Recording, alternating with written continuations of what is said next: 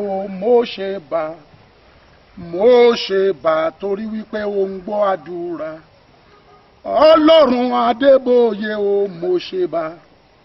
Ọlọ́run Oyèdèpọ̀ mo ṣe bá. Ọlọ́run Olúkọ̀yà o mo ṣe bá. Bàbá mo ṣe bá torí wípé ẹ ń gbọ́ àdúrà. Mọ́mì ẹ dúró kẹ́ ẹ gbọ́ tèmi náà. Ẹ̀yin lẹ gbọ́ ti bàbá Adébóyè tí bàbá fi dolókìkí káàkiri gbogbo àgbáyé. Ẹ̀yin lẹ gbọ́ ti bàbá Oyèdèpọ̀ tó fi dẹni tó ń kọ́ yunifásitì méje. Ẹ gbọ́ tèmi náà lónìí nítorí pé ó ṣe yín láǹfààní. Àdúrà ni mo wá láti gbà fún ọ nípa agbára tó ń bẹ nínú ẹ̀jọ̀dọ̀ àgùntàn.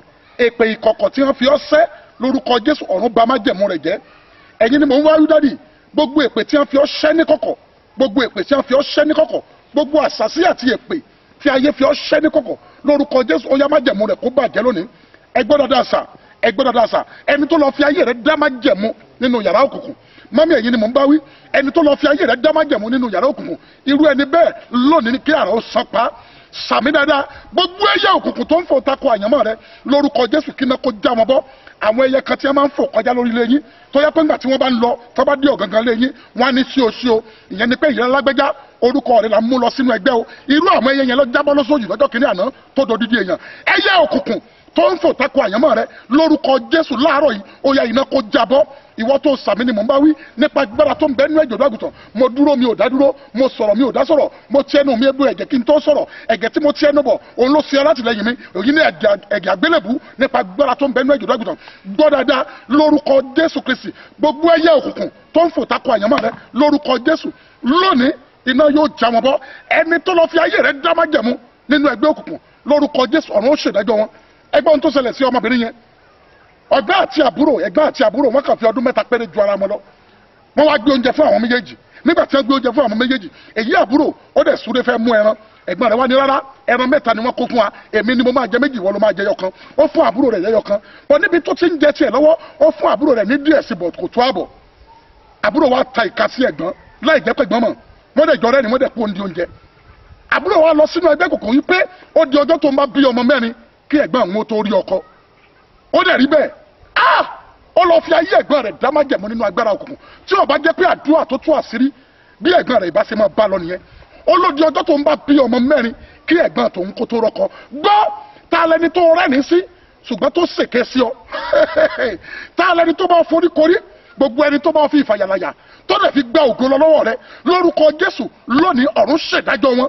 Gbogbo ìfàlàyàlà òkùnkùn, gbogbo ìfọwọ́kára òkùnkùn, gbogbo ìfọwọ́sowọ́pọ̀ òkùnkùn lórí ìṣẹ̀dá rẹ ẹni tó sàmì ni mò ń bá wí lórúkọ Jésù májẹ̀mú wọn kó bàjẹ́. Èmi bàbá àdúrà AK-47 Prophet Caleb Olúládé, àwọn kan sọ pé arúgbó ni, àwọn kan sọ pé àgbàlagbà ni, àwọn kan ní ó dàbí ìgbà pọmọ eke ni o. Wọ́n èmi náà ló bá pàdé ní orúkọ Jésù Kristi ti Násárẹ́tì. Ó ní mo fi gbàdúrà fún ọ nípa agbára tó ń bẹ ní ẹ̀jọ̀dọ̀ àgùntàn. Alágbára tó sọ pé òní lọ lórúkọ Jésù ó yá kílẹ̀ kó mú wọn. Gbọ́ gbogbo òwú jàǹkáríwọ̀ òkùnkùn tí wọ́n fi takùn di ayé rẹ mọ́lẹ̀, gbogbo jàǹkáríwọ̀ tí wọ́n fi ń bá ọjà lórúkọ Jésù agbára rẹ̀ kó bàjẹ́. Jésù wọnú tẹ́ḿpìlì ó bá ti ń ṣe kátàkárà nínú tẹ́ḿpìlì ó dẹ̀ mú ayé wọn ó lè jáde. Ẹni tó ń fi ayé ọmọ rẹ̀ ṣe kátàkárà lórúkọ Jésù ó yá lónìí pàṣẹ Olódùmarè ó yá kó bá wọn lẹ́yìn ọrùn. Ó yá máa gbọ́ ogun tó ń lépa rẹ tá a pè lógun alépa, ogun tó lépa rẹ orí olúwàfẹ́ nìkan hàn mí ń bẹ̀ yẹn bí ọba ti kù díẹ̀ kó bọ́ síbi rẹ bẹ́ẹ̀ ni wọ́n ń gbà lọ́wọ́ ẹ̀ kó tó débẹ̀ wọn alẹ́ lómi ti gbà á. Agbára tó mú failure wá at the point of breakthrough májàmú yẹn kó bàjẹ́ lórí rẹ lónìí láti àárọ̀ yìí lọ. Mo ṣí ayé rẹ sílẹ̀ níbi tí wọ́n fi ọ́ pamọ́ sí, ayé rẹ kó jáde lórúkọ Jésù. Májẹ̀mú òkùnkùn tí wọ́n lọ fà ayé rẹ dá kí májẹ̀mú yẹn kó bàjẹ́. Gbọ́ láàárọ̀ yìí gbogbo ìwọ tí aláǹtakùn ń tàwúdí lórí mo bà májẹ̀mú yẹn gẹ́lẹ́ lórúkọ Jésù ó yá kó bàjẹ́. Ìwọ aláìsàn ọfà àìsàn tí wọ́n ta sí ọ lórúkọ Jésù iná gbé jáde. Ó yá Psalm 91 ló máa ṣiṣẹ́ fún ọ láàárọ̀ yìí. Gbogbo ọfà àìsàn yẹn ó yá iná gbé jáde. Sọ yìí pé iná gbé jáde, sọ pé jáde lára mi, iná gbé jáde lórúkọ Jésù iná gbé jáde lára rẹ, ayé rẹ gba ìtúsílẹ̀ bẹ́ẹ̀ ni yóò sì rí. Bó ṣe ń fọwọ́dù ẹ̀ sí àdúrà yìí sí àwọn ènìyàn 20 láàárọ̀ yìí gbọ́ látòní lọ láàrin 2 hours tó ń ṣiṣẹ́ yìí lórúkọ Jésù Kristi oníṣẹ́ ayọ̀ tó ń retí kó pè ọ́ ó yá kó gba kọ́ọ̀lù ayọ̀ yẹn.